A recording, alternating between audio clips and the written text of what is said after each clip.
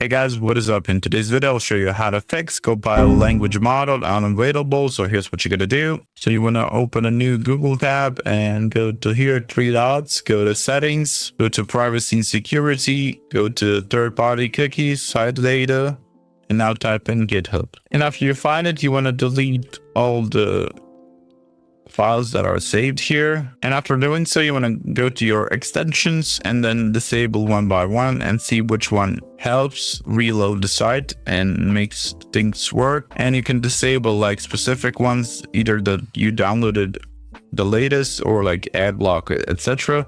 And after you disable them, what also you can do is if you have like what also you can try is if you have a laptop or a PC with a Wi-Fi antenna, you can connect to your Wi-Fi if you're not already connected to it, or you can use your phone's hotspot. And after you connect to that network and then try relaunching the page, and then the page should be accessible and it should work properly. Also, if none of that helps, what you can do is try this fix from the Reddit user.